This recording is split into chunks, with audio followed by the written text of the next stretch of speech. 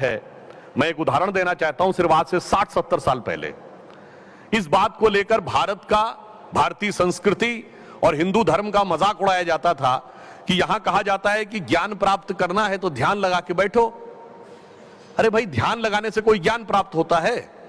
It's impossible. यह कहा जाता था, if you want to attain knowledge you should go meet the people, look at the different places, study the circumstances, then you will be able to understand what the knowledge is, like what Darwin has done.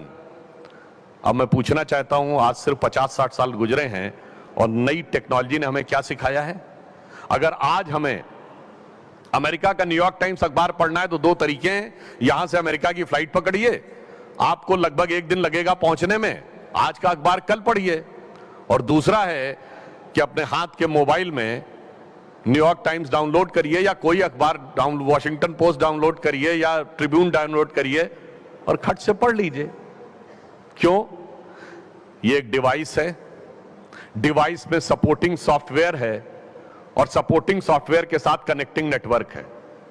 ठीक उसी प्रकार से हमारा शरीर एक device है, हमारा अंतःकरण, मन, बुद्धि, चित्त, अहंकार सपोर्टिंग सॉफ्टवेयर है और ये सब नेटवर्क से कनेक्टेड है। जहां संपूर्ण ज्ञान इस आकाश में है, बस हमें उससे संबंध स्थापित करना है और स्वतः ज्ञान की अनुभूति होती है। और यहां आपने देखा कि यहां उसी प्रकार की साधना होती है, परंतु कई बार वैल्यू भटक जाए तो क्या होता है? मेरे मन में भाव आता है, जब यह संस्थान शुरू हुआ, मैंने पढ़ा 1937 में सिंध में, जो आज के हैदराबाद, सिंध में जो आज के पाकिस्तान में था, वहां प्रारंभ हुए, वहां से यहां आ गए। और जानते क्या होता है? जब इस ढंग की पुण्य प्रताप की चीजें किसी स्थान से बदलती हैं तो उस स्थान की गरिमा, उस स्थान का प्रभाव वह भी समाप्त हो जाता है।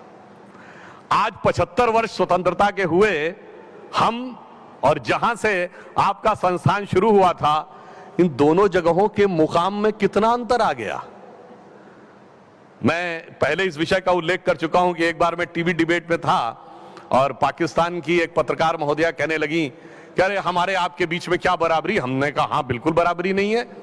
उन्होंने कहा कि भाई, आपके अमेरिका में बहुत बड़े बड़े लोग हैं, इसलिए आप अपने हिसाब से चीजें मैनिपुलेट कर लेते हैं। क्योंकि उस जमाने में गूगल के ऊपर कुछ लिखा जाता था तो कुछ ऐसी चीज आ जाती थी जिसको लेकर उनको बड़ा कष्ट था उस जमाने में। मतलब मैं इस विषय का यहां उल्लेख नहीं करना चाहता, फिर भी कह देता हूं।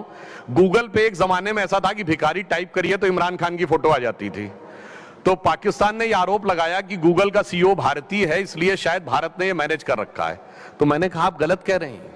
सिर्फ गूगल का सीईओ भारतीय नहीं है, माइक्रोसॉफ्ट का सीईओ भी भारतीय है, पेप्सी की सीईओ भी भारतीय है, मास्टर कार्ड का सीईओ भी भारतीय है। और इतना ही नहीं, एक जमाने में जो सबसे बड़ा सिटी बैंक है उसका सीईओ भी भारतीय था।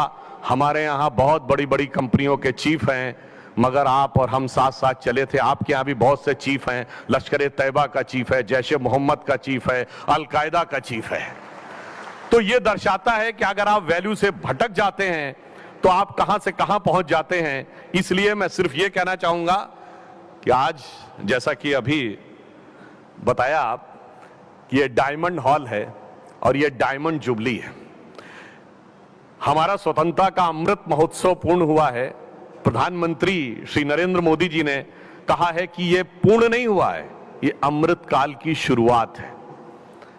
ये अमृत काल की प्रथम अरुणिमा है जो अगले 25 वर्षों में भारत को वहां पर पहुंचाना है जो इसका वास्तविक भवितव्य था, और उस सब के लिए हमको प्रयास करना है।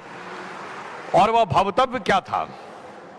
वह भवितव्य यह था कि हम दुनिया में उठेंगे तो सिर्फ एक सुपर पावर बनने के लिए नहीं। पावरफुल आदमी के बगल में आप खड़े होते हैं तो आपको थोड़ा ठिठका हुआ, थोड़ा संकोच, कभी कभी थोड़ा सा दबा हुआ महसूस करते हैं। हम वर्ल्ड की सुपर पावर बनने के लिए नहीं उठ रहे हैं, हम जगत गुरु बनने के लिए उठ रहे हैं। क्योंकि जब गुरु के बगल में आप खड़े होते हैं तो आनंदित, आह्लादित महसूस करते हैं। तो yes, in this Amrit Kal, we are all set to rise on the scenario of the world, not to dominate the world, but to motivate the world. आप कहेंगे तो सैद्धांतिक बात है, क्या ये वास्तविकता में है? एक झलकी तो दिख गई। जब अंतर्राष्ट्रीय योग दिवस हुआ, आज पूरी दुनिया में मनाया जाता है।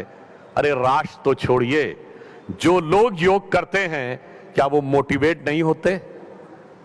ये हमारे राष्ट्र की शक्ति है, ये हमारी संस्कृति की शक्ति है।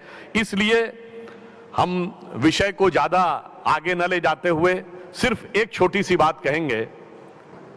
कभी कभी हमारे यहां जो कथानक हैं उसके अंदर भी बहुत से सूक्ष्म तत्व होते हैं जो आपके ध्यान साधक ही समझ सकते हैं, दूसरा कोई नहीं।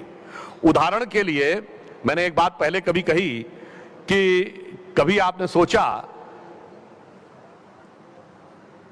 कि सीता जी जब वन में थीं और मृग सोने का दिखा और उन्होंने भगवान राम से कहा जाओ सोने का मृग होता है, जरा इसके पीछे अनुसंधान करो जाके, इसका अर्थ क्या है?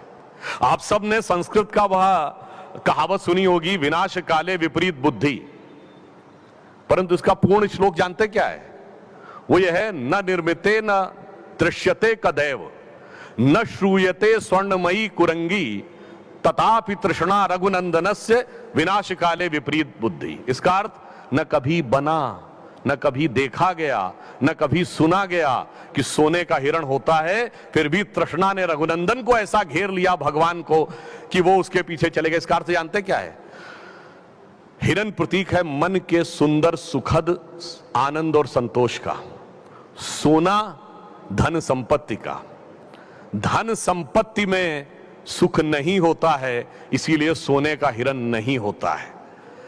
मगर सीता जी जीवात्मा का प्रतीक हैं, वो भ्रम में आ गई। तो हम क्या करते हैं भ्रम में आकर कि जब अंदर की आत्मा हमें बताती है कि इसमें धन संपत्ति में सुख नहीं है, यानी सोने का हिरण नहीं होता है, हम कहते नहीं, हमने अपनी आंखों से देखा है, क्योंकि हमें दूर से दिखाई पड़ता है। इसीलिए संस्कृत और हिंदी में मरीचिका शब्द है, मृग मरीचिका। और फिर हम क्या करते हैं, राम जी को भेज दिया सोने का हिरण खोजने, यानी अपने अंदर की सारी परमात्मा की शक्ति को लगा देते हैं सोने यानी धन संपत्ति के अनुसंधान में। बस वहीं आकर जो आसुरी शक्तियों का रावण हमें घेर लेता है। यह इस बात का प्रतीक है कि हमें मन को कहां केंद्रित करना है और कहां नहीं केंद्रित करना है। और इसमें एक और वाक्य अंत में कह दूं, ये रावण के जब 10 सिर कटते थे तो एक सिर कट के दूसरा क्यों खड़ा हो जाता था और भगवान इसको रोक नहीं पाते थे। और अंत में कहा गया कि नाभि पे जब वो आक्रमण करेंगे, नाभि ध्वस्त होगी, तभी उसके सर उगने बंद होंगे। उसका कारण जानते क्या है? रावण के 10 सिर 10 इंद्रियों के प्रतीक हैं। एक सर कटता है, दूसरी इच्छा पूरी हो जाती है। तो इसका अर्थ हुआ किसी इंद्री की कोई इच्छा पूरी करिए, वो तुरंत दोबारा आ जाएगी और भगवान भी उसे रोक नहीं सकते। केंद्र में आकर जानते कैसे रुकता है? एक सर्किल होता है ना, वृत्त, वृत्त की परिधि पर घूमते रहिए, उस वृत्त का कभी अंत नहीं मिलता है। एक चक्कर काटेंगे, दूसरा चक्कर आगे दिखने लगता है। इसलिए जब तक आप परिधि पे रहते हैं, सर कटकर उगते रहते हैं।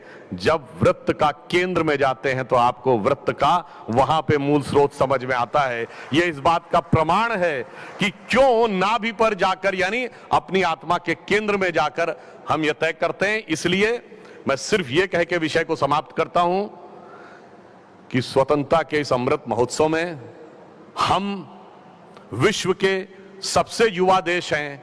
यह सत्य है, परंतु यह पूर्ण सत्य नहीं है। पूर्ण सत्य यह है कि हम सबसे युवा देश और सबसे प्राचीन सभ्यता है। We are the youngest nation and the oldest civilisation. इसलिए हमने बहुत कुछ किया है, परंतु अभी भारत के वास्तविक स्वरूप को आगे बढ़ाने के लिए बहुत बड़ा यज्ञ बाकी है। इस सब में हम सबको योगदान देना है, मिलकर देना है। तो मैं अटल जी की पंक्ति कह के विषय समाप्त करता हूं, आहुति बाकी यज्ञ अधूरा। और कभी कभी अपने ही लोग इन विचारों के खिलाफ खड़े हो जाते हैं।